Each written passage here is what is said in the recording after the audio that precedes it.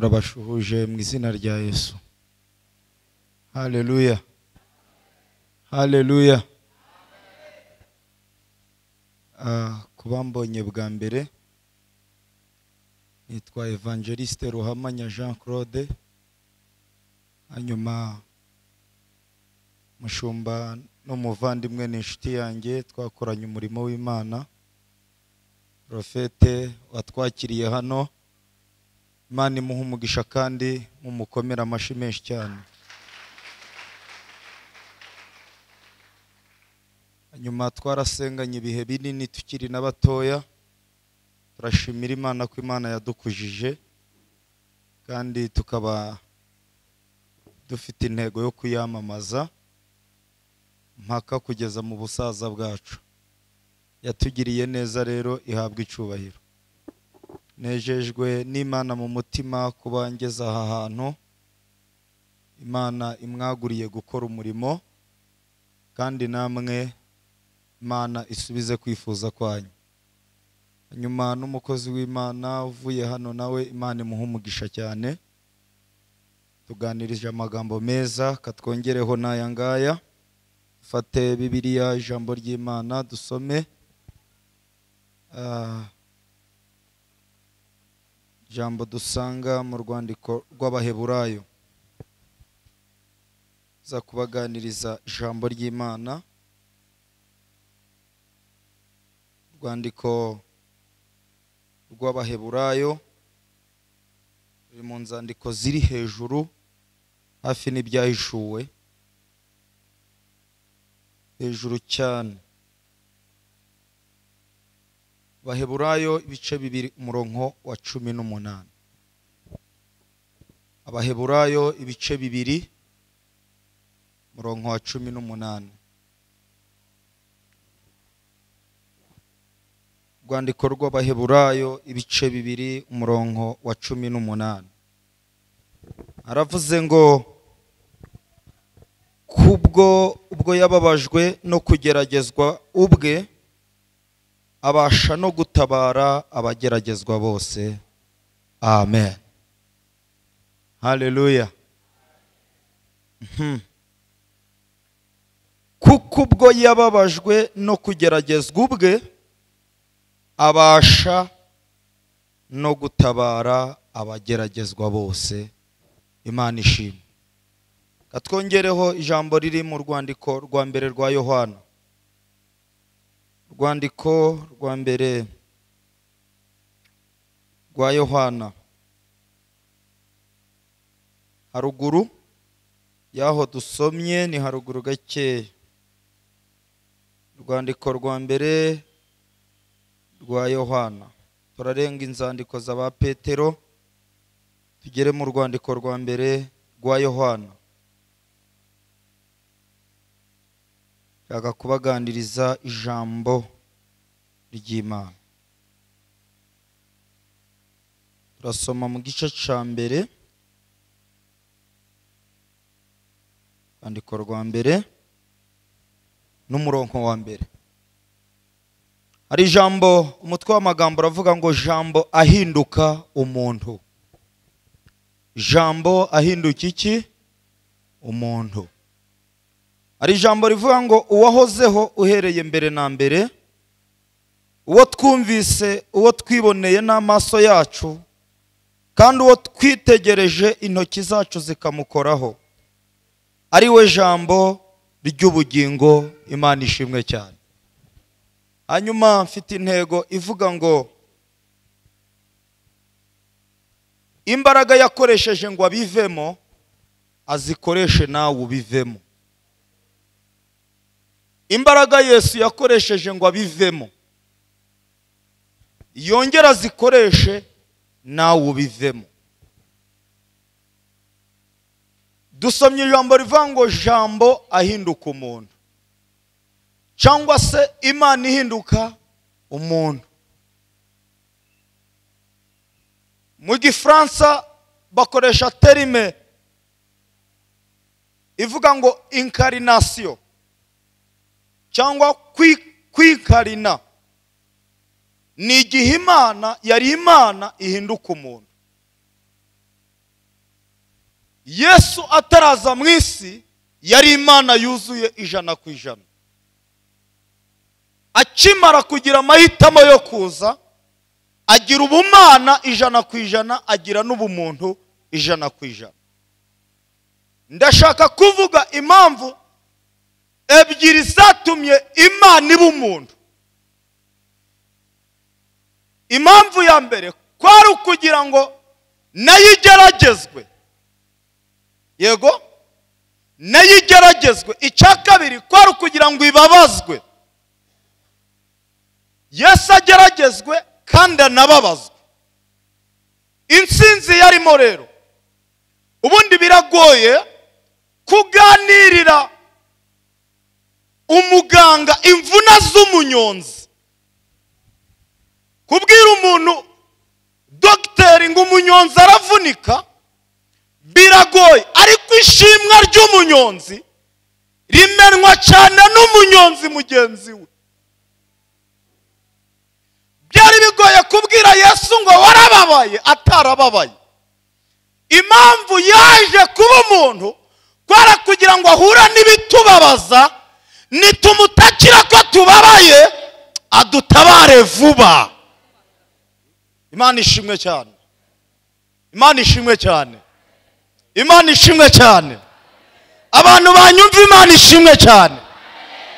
Biragoye kubwira umukire ngo waburaye. Wari umwana umwe wiganaga n'umwana w'umukire, ngo ageze mu ishuri aramubwira ati wacu twaburaye. Undi aramubwira ngo iyo mujye umuceri n'ibishimbo.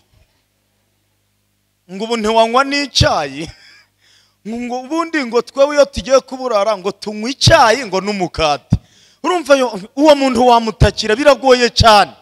Ariko ndashimira Yesu kuko yarabashwe ubwe akanageragezwa, abasha gutabara n'abageragezwa bose. Nyeganyeza uko agereye ngo nta kiri kukubaho kitabaye kuri Yesu. Uyu munsi agiye kururuka, imbaraga yakoresheje ngo akire nawe agiye kuzikoresha ukire. Twumve ngo amina cyane. Imana ishimwe cyane. Hallelujah. Nta kigeragezo na kimwe uri guhura nacyo kitabaye kuri Yesu. Yesu yaravutse nk'uko wavutse. Yego, bamutwise amezi 9 nk'uko nawe nyine bagutwise 9 cyangwa 7 cyangwa 6, biterwa n'inzira Imana yashatse kukunyuza. Ariko duhuriye twese kukuba twarabyawe n'umugore. Yego, Yesu yarakennye bakakubeshya. Yagiye kuvukira mu kiraro cy'inka, iwabo bafite kadasiteri. Batiye ikiraro cy'inka mu bashumba, abarimo umukecuru abyarira. Mu kiraro cy'inka harimo pamperisi. Mu kiraro cy'inka hariyo bibero. Hajya cya kintu bajyamishamo abana cyitwa ngo iki? Babakiri beriso.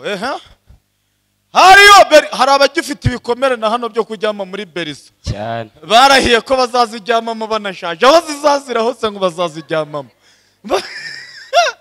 Yes. Umuntu akaba afite igikomere akavuga ati byanga bibero yaza nshaje nzayinyweraho, beriso yaza nkuze nzakijyamamo wenda bakidekoraho bya bipupe nyine badekora muri beriso by'abana na ka gatanda. Ayiwa, Yesu yarababaye. Yagize ute? Yarababaye. Yesu yabaye impunzi. Yagize ute? Marayika yaraje abwira Yosefu ngo hingisha umwana nande. Yesu yabaye impunzi. Yesu yarahunze. Icyambabaje cyangwa yahungiye muri Afurika. Burango abanyafurika tuziho kudatanga. Abanyafurika ntibatanga, barira banafite. Umunyafurika ngo arira afite. Ararya akavuga ko baburaye kandi yariye. Uzi ko ngo ibiryo byatunze Yesu muri Afurika ari ya maturo y'abanyabwenge ngo baje bakurikiye inyenyeri. Nta muntu muri Afurika witaye kuri Yesu. Ngo imyaka yahamaze kugeza ubwo Herode yapfuye ndakurahiye ngo Yesu yaryaga. Ubundi muzabibwirwa n'iki? Iwacu niho honyine umuntu akora ibintu bikomeye ntagaragare nk'ukomeye, akabaho mu buzima bubi. Kaburi igitangaza, abantu babona uri igitangaza, ariko aho urara, aho ugenda. Yes, muri Afrika. Ubundi umuntu muzungu ugeze ku rwego nk'urwacu, agenda mu modoka nziza, arara ahantu heza. Iwacu niho ukora ibintu bikomeye ariko ugakomeza kuba mu buzima buciriritse. Abanyafurika ntibatanga shwida.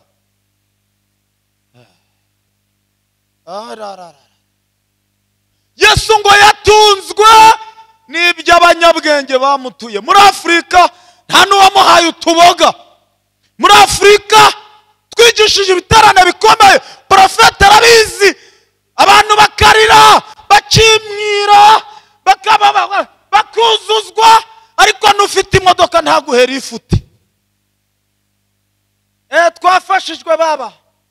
Uzagaruke nugera mu rugo usuhuza umugore, muhobera ukore no mu mayunguyungu, umubwire ngo twishimye, wagerayo ukaburara. Muri Afrika, muri Afrika niho honyine nabonye umuntu bamurondora inzara, aho kumuha ibiryo bakamusengera. Ni nko kubwira Imana ngo uyongere. Ntabwo inzara bayisengera, bayiha ibiryo. Mudayimoni ahubwo ufata ku mufuka w'umuceri ufite ukamuhaye ikiro kimwe. Ewana, aho umudayimoni wa hafi agarukira ni iriya hirya mu gishanga. Mudayimoni w'igisuzuguriro yirukanwa n'amafaranga. Iyo wabonye agafaranga ntusuzugurwa, iryo uvuze ryose rijyamo. Nta mukiro ubyina nabi, niyo wabyina ngo uca babona ariyo mbyino igezweho. Gute se? Niyo uvuga udidimanga barabitegereza. Imana ibambera agafaranga abantu mwateranye. Agafaranga ni keza. Mwuka arabanza agakurikiraho akanote. Yego, ngo niba utaramenya uburyohe bwayo uzambwira. Yes. Hari n'iyerekwa ribangamirwa. Wari wafashwa mu bantu, ukafashwa. Shima Imana mutima wanjye we, shima Imana wakubahatuye, shima Imana uwera udahemuka. Telefone iti uwera udahemuka, wayikuramo iti nutinda urasanga abana bawe hanze. Uwera udahemuka, wera udahemuka, wera utagira ute udahemuka. Batubaye icati wera udahemuka. Kumbura ukuvuga uti nintinda nasanga n'akagakobwa kanjye hanze we, mabuja nyiri ibyondo nta mikino agira. Ariko hari akamesaje ubona uri muri uwera udahemuka. Uwera udahemuka, uwera udahe. Imana ikumbera ko kamesaje. Haleluya!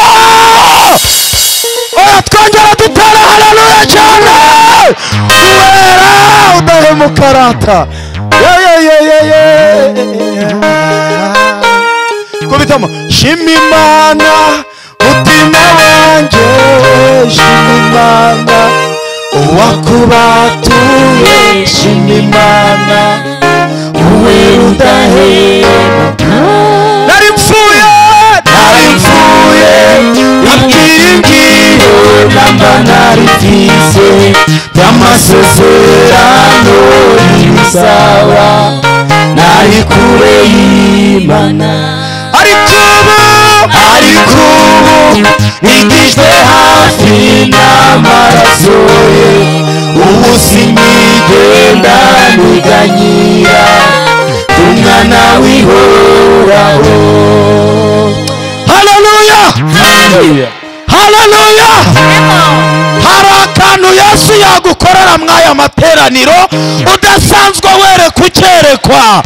Hari message wabona udasanzwe uhanura ugahanura. Yesu agukorera igitangaza tukiri hano. Arabyakiriye dutera haleluya. Ukiri hano Yesu agira kandi akora baba. Yego.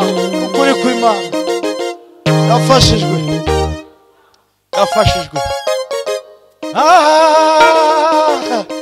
Ayo marasa na Yesu cyakiganza naco nice wa mutima w'imbabazi nyinshi nawo nuwa Yesu Kristo. Yesu agukorera igitangaza kivuga ukiri mwaya materaniro. Yego. Yesu arambura ukuboko utarava hano mu rusengero. Yego. Aho guhura n'umusaraba imbere yawe uhura n'igisubizo imbere yawe. Aho guhura n'urubambira imbere y'urugo rwawe uhahurira n'igitangaza. Imana ishimwe kandi ihabwa icubahiro. Yesu yarahunze kandi bigeze aho arahunguka. Yesu yarashonje yagize ute? Muribuka avuye mu ya 40 n'iminsi 40 yahuye na Satani. Satani ngo aramubaza, ko mbizi kushonje? Yesu ati ndashonje. Fata ibuye. Fata iki? Urihindura umutsima urye. Ugira ute? Yesu intege nke za kimuntu ziramufata ngo ararifata. Arikaraga mu ntoki. Arikaraga he? Muzaka kandi ico gasobanuye. Mbyemere cyangwa? Ndikarage cyangwa? Hari igihe ubona akazi ugashaka kurikaraga. Ndeka shaka kurikaraga. Bisobanura uku kurifata ukarikaraga nubu umuntu bwari buvuze ngo rikarage kuko umuntu no umunyantege nke. Bwabo umuntu 100% bwaramubwiye ngo karagurye. Undi mutima w'umumano uti have wigeragezwa na daimoni. Have wisamba na daimoni itabikugerageje. Have wikwiba utageragezwa ukarikaraga. Se iki gikapu ngitware. Uko bakwita kuri giruta. Kuri karaga. Uwamwamburara ukagira ute? Ngo ari kubumana bwari bumurimo. Ngo yumvijwe rimubwira ngo mubwire ngo handitse ngo uyu munsi Imana ikumpera ijambo usubiza abadayimoni. Tala ozan laba. Hari amajwi menshi ariko ukubwira ngo rihindure. Ariko Imana yacu ishimwe kuko iguhaye ijambo rivuga ngo umuntu ntabwo atungwa n'imitsima gusa, amagambo ava mu kanwa k'Imana. Tuvuga ngo amina cyane. Atala bala solema abasha kutubera umutsima aho imitsima itari. Jambo Imana yavuganye nawe cya gihe ribasha kukubera umutsima aho imitsima itari. Jambo ribana n'umuntu mu bushomeri, rikabana n'umuntu mu bupfakazi, rikabana n'umuntu mu bugumba, agiye gukaraga ibuye ijambo rikaza. Imana yacu kumpera ijambo kangisha Satani. Bundi Satani ntabwo atinywa amabubu, ntabwo atinya ibitambara biteze, atinya haranditse ngo. Yesu yarashonje. Yesu yagize ute? Yambaye n'ubusa. Yambaye ubusa Yesu. Yambaye iki? Urubindo. Ngo yakuriye mu ikanzu imwe. Nta guhinduranya amabubu. Nta guhinduranya amakote. Yakuriye mu ikanzu moja. Nawe wakwambikira ati zukuntu kwambara ari byiza. Nigeze kujya kwigisha ahantu nambaye nabi banyima ijambo. Umuntu arambwira ngo sinshidikanya ko umwuka w'Imana kuriho ariko imirimo y'Imana ntayikuriho. Hari igihe uba ufite Imana ariko nta mirimo yayo. Imana ikumpere n'imirimo yayo. Abantu nje ndakorana n'abantu bafite kwizera, akira imirimo y'Imana mu rugo rwawe. Sava. Imirimo y'Imana ikugaragareho. Imana ishimwe cyane. Imirimo y'Imana ikugaragareho.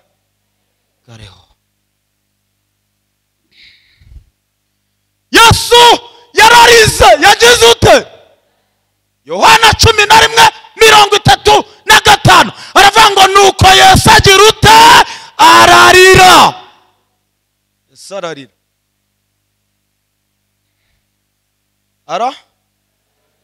Ararira. Mu bintu bimuzanye uyu munsi no gukuraho ibikuriza.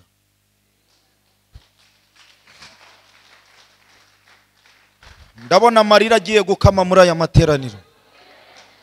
Ndumva ijwi rimbwira ngo amarira y'abantu bamaze iminsi barira agiye gukama. Yesu aje guhoza abantu iki? Atitaye ku kikuriza, agiye kuguhoza amarira. Yesu yarafunzwe, yagize ute? Akiza mu isi bamubujije kugera i Yerusalemu. Ubundi gufungwa ni iki? Nigiye bakubwira ngo uhere muri Gatsata gusa. Uhere muri Gatsata gusa, ntugere Nyabugogo. N'ubukene burafunga. Niyo Porokirera atagufunga, ubukene bukubuza kugenda genda. Umuntu ufite inzara utagira itike ntagenda genda. Ubu hari abantu bafite icyifuzo cyo kuza hano, babuze uko bahagera kubera ubukene. Tugire ngo uca tuvuge ngo turababohoye. Yego rata. Kandi ubutaha muzabibona. Muzamenya ko umuhanuzi yari hano. Aha hantu hagiye kuzura. Turababo! Tubakuyeho ingoyi z'ubukene. Kandi niba dukuyeho ingoyi z'ubukene ku bataraza, duhereye kuba ari hano. Hano haparika imodoka nyinshi. Pela la zola odi santo pela zikazi. Ndumva ndi mu mavuta menshi. Imana ihere kuba ari hano tukiri hano, bohore ingoyi z'ubukene. Yesu yarafunzwe. Yarafunzwe. Baramubwira ngo uzahere i Galilaya ntuzagere i Yerusalemu. Ariko ngo sinzi akantu yanyuzemo abageze i Yerusalemu, ahagera ku ngufu. Imana ishimwe cyane. Abantu bakiri hano, haleluya. Yesu agera i Yerusalemu. Jya no mu rusengero arahanura, aravuga ngo umwuka w'Umwami Imana ari kuri nje. Imana ishimwe cyane.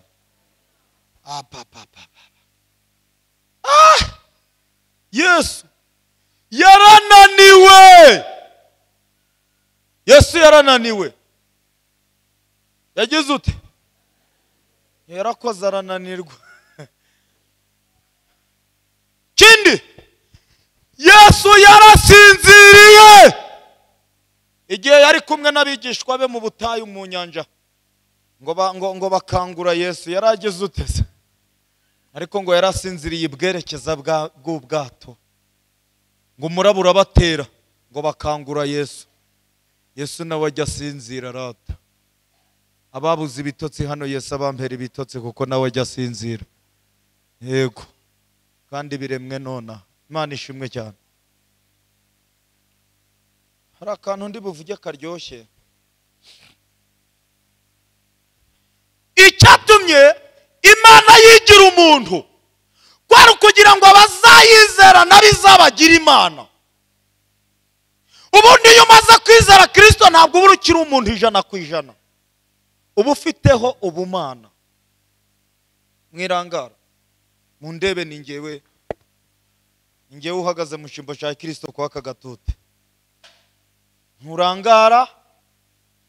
Abandi barasesekamo ikiganza bakore ku ncunda z'imyenda ye. Urasanga bari gushima weho warangaye.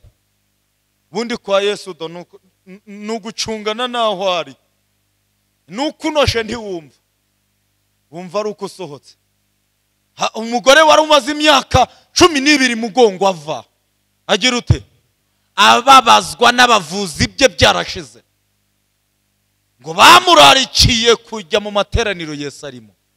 ngo kuko yanukaga ntabwo yari kubona imbere ahantu yicara imbere aho abandi bicara. Ariko se twongera tugukoraho, ati ntabwo nshaka abanyiresheshaho, ndashaka unkozeho. Nyeganyeza ukwegereye umubwire ngo ikiri bugukize n'intego wazanye. Uri bukizwa n'intego yakuzanye mu rusengero. Mana ishimwe cyane. Abafite intego nziza mwakire gukira. Dafashijwe we. Imana intego niyikiza. Bundi no kwa muganga ntabwo hakiza ibinini. Hakiza icyizere wagiriye muganga. Mpima muga mpima. Yagupimye ngo hari wari ufite umubyibuho ukabije. Ngo bashaka ukuntu bawumara. Uzi ukuntu babigenje? Mwaravuze ngo nakoze siporo biranga. Yego? Ngo nkomeza ndabyibuha. Muganga ngo aramubwira ati urashaka gushira ibiro? Ati ntabwo bizashira ahubwo mbonye upfuye. Ati genda uzapfa ku wa gatandatu. Ngo yaragiye yibaza ku rupfu ariko ibiro biri kugira ute? Bigabanuka. Ati mfuye nsize abana bigabanuka. Mfuye ntiyaruriye bigabanuka. Mfuye ntateze indege. Ngo agarutse ati ko ntapfuye batisubira ku munzani. Gukira. Yego. Yego. Naya Yesu chachiganza nacho niche wa mutima w'imbabazi nyinshi naonua Yesu Kristo we mutima urira ngwino kwa Yesu arakunda afasha abababaye bose wa mutima w'imbabazi nyinshi naonua Yesu Kristo. Kambabwira akantu keza nari nabitse. Yesu yakeneye abakire. Yakeneye abakire. Utikagira inkuru. Nabo nibo bakwereka icyerekezo uri kujyamo. Urwego rw'inshuti zawe nirwo rukurangira ko hari ahantu uri kwerekera. Kandi kambabwire inshuti n'eshatu. Inshuti zakurangira aho usengera niyo nshuti ukeneye. Inshuti zaguha igitekerezo cyunguka niyo ukeneye. Inshuti zaguha amafaranga niyo nkeneye. Izindi zose zitembere. Izindi zose zigira ute?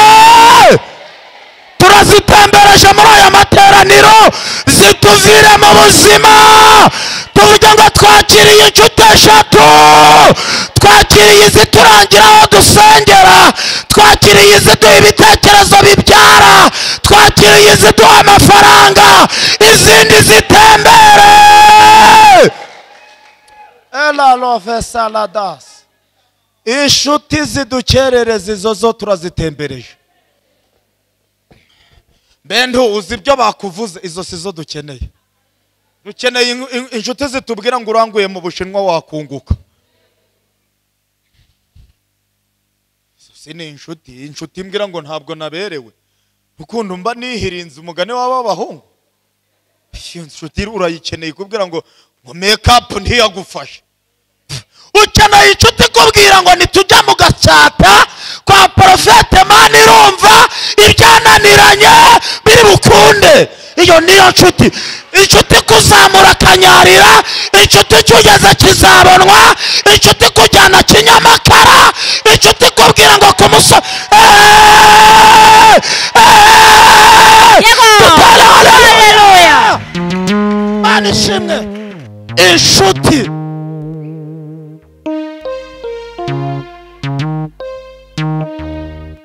Yesu yakeneye inshuti. Yari afite intumwa 12. Intumwa 10 ningahe? 12. izo ntumwa ngo zabaye inshuti ze ari kumanyura imitsima.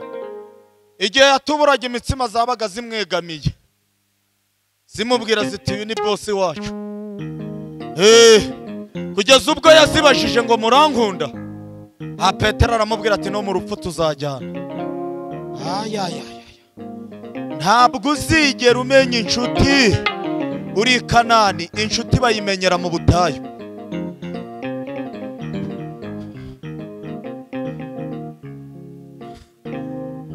Ejo bundi navuze akantu nabonye kari ku traininga, naravuze ngo umukecuru ufite imineke ntabura abuzukuru. Iyo zihumuye imineke baravuga ngo kwa kaka ni hariya, ariko umukene nta nshuti agira. Inshuti z'abana nawe mu bukene uzayikurira ingofero, uzayigera ni Kanani.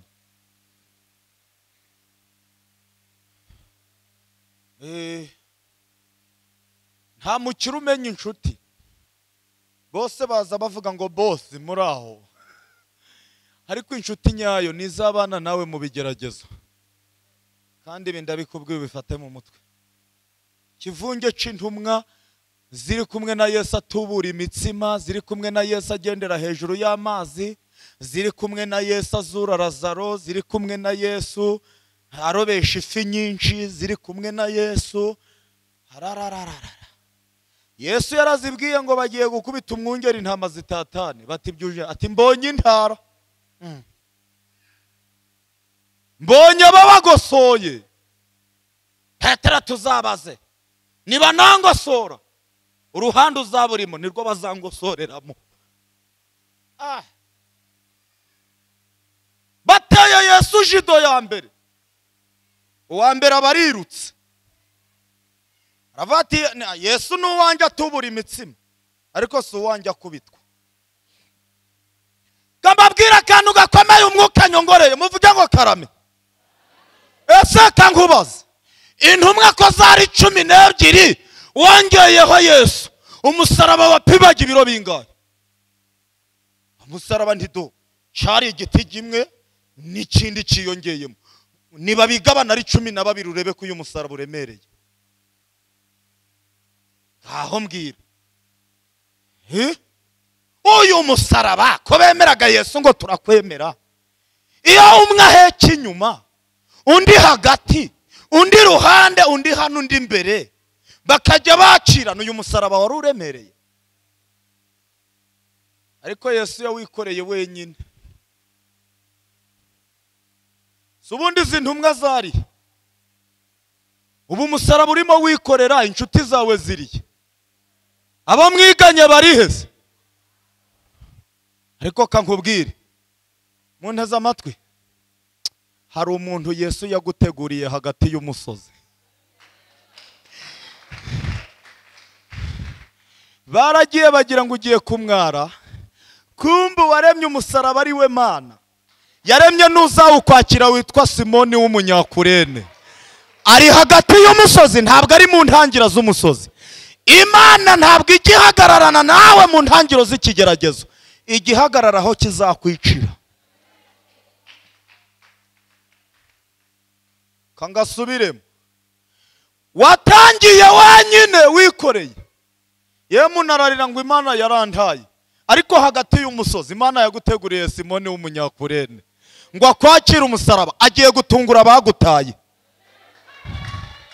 Mumwikiriza cyane, mumwikiriza cyane, n'undi ufite haleluya yitere. Ndiyo Yesu akoze igitunguranye ku buzima bwawe, kuko yaguteguriye umuntu kwakira umusaraba 12 baragutaye. Nanyumvishe bahu, agezemo reba, arazamuka Yesu ageze aho ahura na Simoni. Uyu ngo Simoni ngo yari umunyafurika, ngo baramusunitse bati ishije nyafurika ni kikoreze Yesu umusaraba. Ngo aragenda aramubwira ati Yesu, uko nakumvanaga n'abantu benshi bagiye, hati wimbwira, sinkeneye benshi, nkeneye umwe w'umumaro. Abanyumvishe rati, Imana ibampera umugisha. Mwebwe hano aha ntabwo ukeneye 100, ukeneye umwe w'umumaro. Ntabwo ukeneye 1000, ukeneye 300. abantu turi kumwe dutera haleluya cyane. Haleluya. Ukeneye baca b'ingenzi, ukeneye umwe ukwakira umusaraba. Umuntu ukubwira ngo ushigaje yangahe kuri banki, uti nsigajeho miliyoni 5, ati kankwakira umusaraba. Uwo niwe ukeneye. None se urarya? Uti turya rimwe nabwo twasenze. Ati genda hara ntibajye bakuburira umuceri. Ukeneye umuntu umwe w'ingenzi ku buzima bwawe, ntabwo ari benshi. Imana ikoresha umwe ngo itungure benshi. Genda nafashijwe. Abantu turi hano dutere haleluya. La salaba.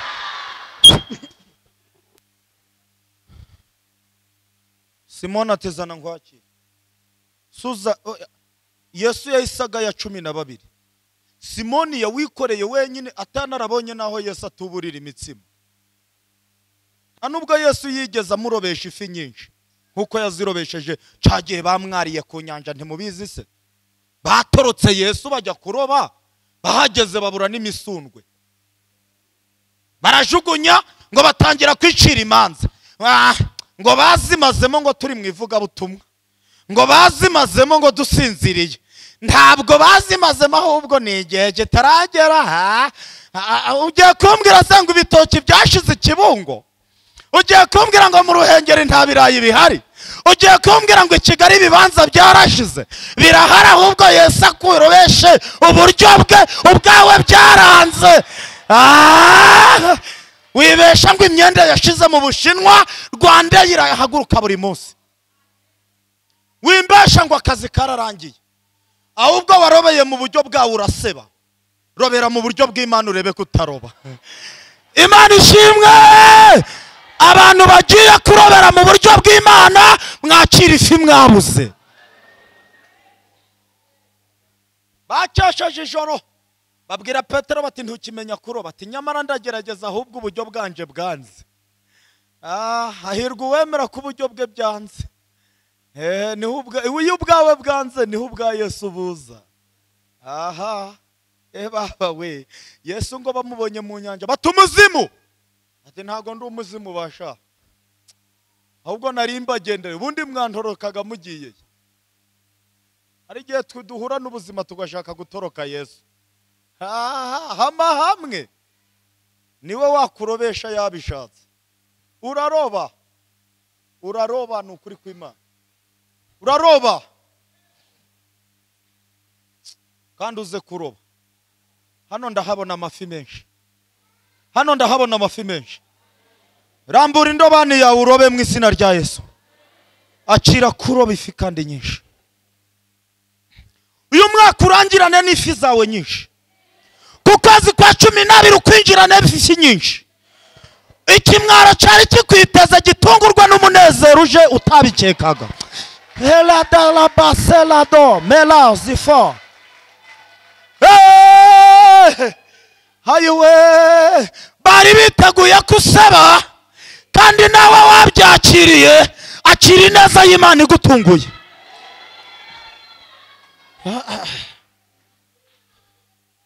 Mu bantu bafite amashimwe mu uyu mwaka ndimo n'ukuri kw'Imana. Uko nishimye nawe Imana ikwishimisha. Simoni yigeze abona hurira, ariko yikoreye umusaraba. Yesu ngo aratuza aravangwa. Imana ikumpere Simoni. Imana ikumpere Simoni ukwishurira inzu. Imana ikumpere Simoni ukugurira inzu. Imana ikumpere Simoni uguha amafaranga. Imana ela lo baso la distance et do pila aussi. Imana ikumpere Simoni ugukura mu gahindurimo. Mwakire Simoni rata, kandi aje akenewe. Ndabona Simoni aje akenewe. Ngo yakiriye Yesu, aramubwira ati Yesu ngaho komezanya umusaraba. Yesu ati nangwa nawe nari ntujeho. Arangije ngo arawikorera, awugeranyeyo. Kambabwira kandi kantu kamwe gatunguranye, awugeranyeyo. Abagore n'abana, ntunyumvire aka kantu nako n'ubushakashatsi. aka kantu mukumve namwe kababaho. Abagore niki ariko nangwa nabo barazamutse bamushungiye ariko bagerayo intumwa zari zagiye ngo bagezeyo bareba ukuntu bari kubamba Yesu, bamukubita umusumari abana barira. Yesu ati kambabwire mwiririre n'urubyaro rwanyu. Muzi impamvu yabibabwiye? Dufite abantu benshi baturirira turi mu bigeragezo, aho kugira icyo babikoraho bakarira. Abo ntitubakeneye, abo bantu ntabo nkeneye. Subundi kambabaza aba bagore uko banganaga n'abana babo mu cyimbo cyo kurira, iyo batoragura amabuye bagatera bari kubamba Yesu baba baramubambye.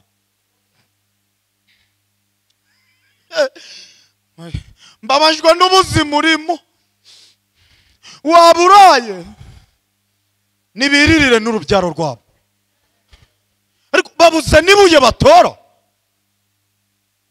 Mwitubambira umwami. Iyo ugira ngo hari abatoya amabuye bati mwimubamba, ariko ugatora ibuye mbese ushoboye, suzi ngo wabura ibuye ushoboye. Wintera umwami icumu, aya mabuye iyo bayatera ntibarire. Yesu nawe azabiriza yarababwiye ati mumve imbere mujye kurira n'urubyaro rwanyu. Ubaho kurira iyo mutora amabuye. Imana igukura abantu barira ariko batagufasha mu maso. Turabirukanya mu izina rya Yesu.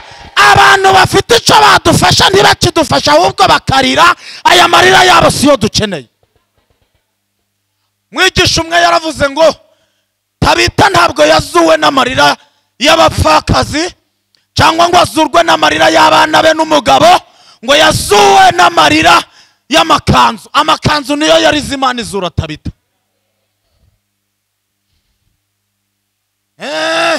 Babazwa nuko wagumiwe, none si base urukundangira. Warandangiye biranga, genda umvuge neza urebe ko batanshaka. Ariko uzi ngo umuntu wabahate, uzi ngo umuntu akirate. Iyo udafite ukuvuga neza ntukira. Wagize ibikuvuga nabi gusa. Baravuga bati uyu mukozi ni mwiza, bati ni igisambo. Nta muntu udashoboye, nyeganyeza ukwegere ngo nawe urashoboye. Abantu bari hano, haleluya. Yohana umubatiza ngo yakoze ibintu bikomeye, arangije ati ko muri kunshima baturakaze, atuzaza inyuma yanje andusha ubushobozi. Ntibishoboka ko mutwaza n'inkweto n'udushumi sinaduhambura, kuko azaba batirisha umwuka n'umuriro. Wandusha ubushobozi kabisa. Mu gihe abandi bavuga ngo ntashoboye, we yavuze kuzaza. Ugize ukuvuga neza uyu munsi warara ubonye akazi.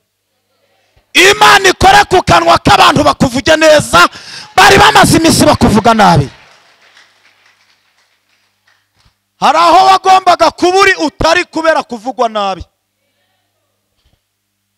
Nshahe babakobwa bashaka abamarene batari banabaranga no mu rusengero. Ibyo bintu mu bicikeho. Haleluya, amen. Niba mudafite ishari muzamura ikiganza cyakizamuye. Hanyuma ko nabonye sheri murajya he?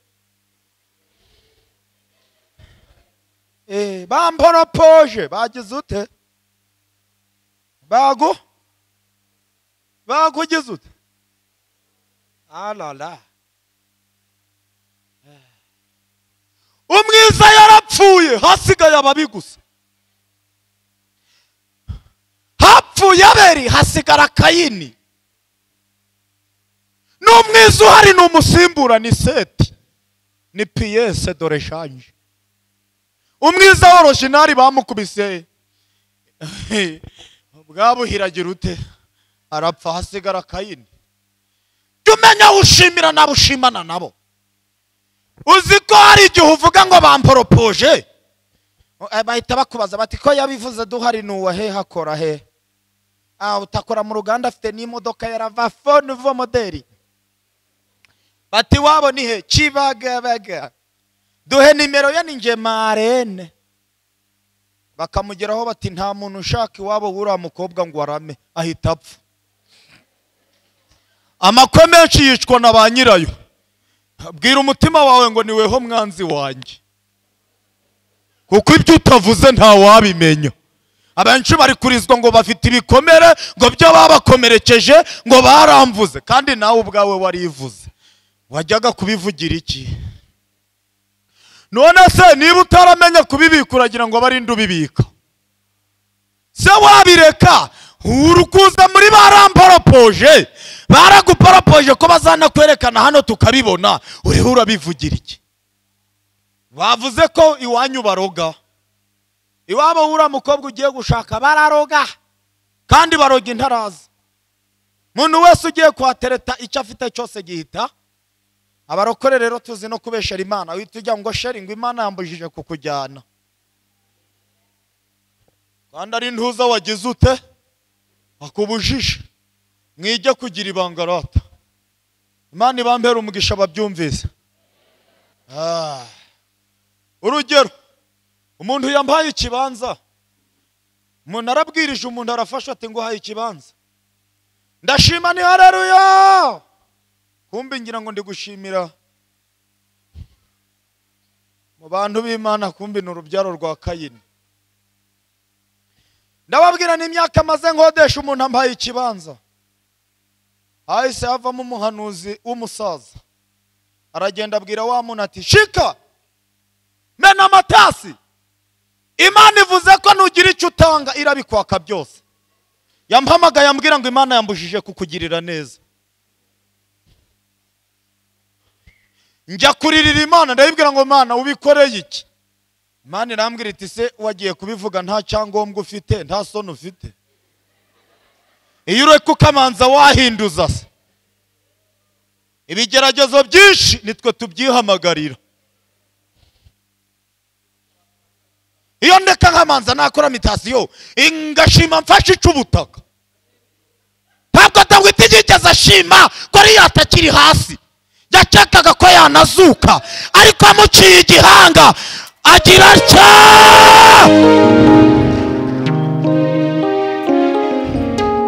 Amagambo abe makeya muzamura ibihanga, bundi igihanga kirivugira. Igihanga kirivugira. Iyi nzu y'Imana uyikuremo igihanga kivugira. Ndangije ndayibwira nti ninjye wihombeje. Nawe rero do, mu gihe nta cyangombwa jya uceceka. Kandi ngiye gusorezaho,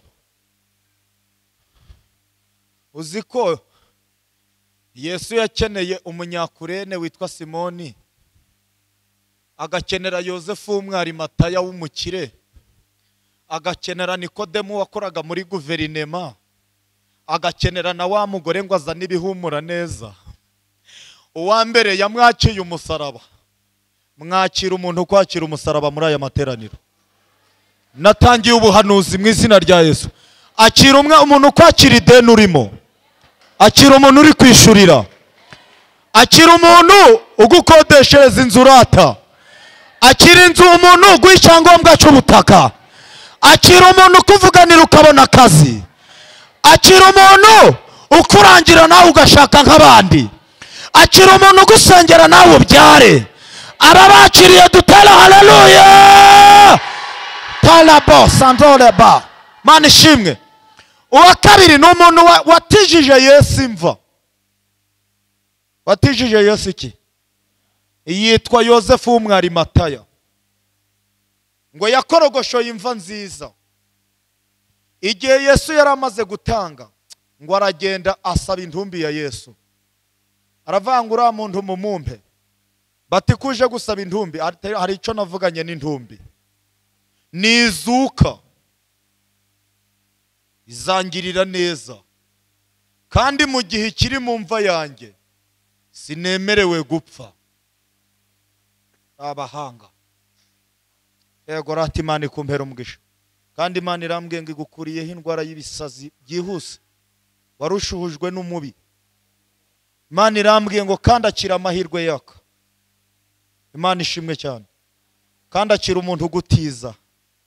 Akira umuntu Imana ishimwe cyane. Mwanyumvishe neza. Imana ikumpereye umuntu utari umwe rata. Imana ishimwe cyane. Imana ishimwe cyane. Abantu turi kumwe mu nyitaba Imana ishimwe cyane. La do la ba sinando stars. Imana ishimwe cyane. Igihe Yesu aryamye mu mva yawe ntiwemerewe gupfa. Kandi nazuka azaguha ikuzo. Kabiri, amumanura ku musaraba amuryamishamo, ataramugezamo ahurana na Nikodemo azanye ikanzu y'igitare.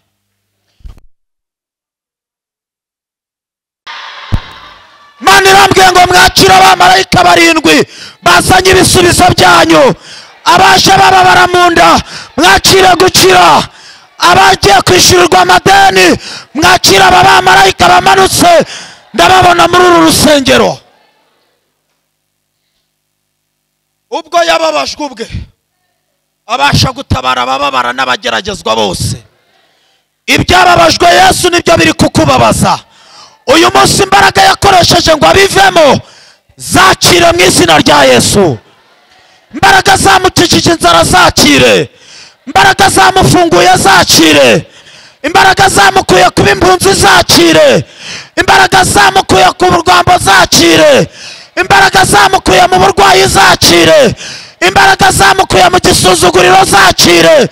Alaba nibutse akantu gakomeye ngo yagiye i Yerusalemu ahetswe n'icyana cy'indogobe. Icyana cy'indogobe uyu munsi ni imodoka nziza. Izo mbaraga zamuhaye icyana cy'indogobe zakire mu izina rya Yesu. Ndabona ibyana by'indogobe biparitse kuri uyu muryango. Ndabwiwe ngo abantu bafite isezerano ry'imodoka mwakire. Imana ishimwe. Imana ishimwe. Imana ishimwe. Abantu bari hano Imana ishimwe. Mwakire marayika mbonyuzanye. Nabona gafite agakarito karimo ibintu by'imikasi, ibintu by'inzembe. Ndabwirwa ngo abantu bari bafite amarandevu zo kubarwa mwakire gukira. Marayika bakozeho. Ubwo yageragejwe ubwe abasha gutabara n'abageragezwa bose. Papa, Imana irambwiye ngo imibare yawe weho urukundeba gutya. Imana irambwiye ngo hari ibyubara, hari imibare umaze imisubara ukabona biri guhwaniramo na mwe. Imana irambwiye ngo akira ikimenyetso cyo guteranya uyu mwaka utararangira. Munyitabe ngo amina cyane. Munyitabe ngo amina cyane. Wongera munyitabe ngo amina cyane. Baba sola oda stefo. Wehe inyuma Imana irambwiye ngo ikinguye ibibuga by'indege. Inyuma yawe. Yego weho undebe weho ego. Mbonye Imana ikingura inzira z'indege ku buzima bwawe. Ndabwiwe ngo nawe genda kandi ujye ugaruka utange icacumi hari. Wanyumvise neza. Imana iguhaye amafaranga kandi menshi. Nabonaga idolari uribara.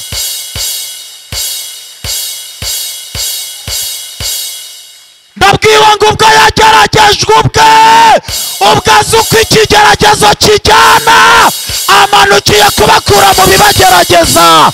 Munyitabe ngo amina cyane. Hala do santo prestifo. Ndashimira Yesu. Ndashimira Yesu urambuye ikiganza ku buzima bwanyu. Mwakira ikiganza cy'Uwiteka ku buzima bwanyu. Kandi Imana ibambere umugisha mu izina rya Yesu. Twese ngo amen. Muhaguruke dusenga Imana. Egera hino nkubwire. Mushumba, Imana irambwiye ngo mu bantu bari bagiye kubagwa byihuse. Imana ibambere umugisha. Sengera intama baba. Twongerera Imana amashyi kubw'umukozi w'Imana. Imana imuha umugisha.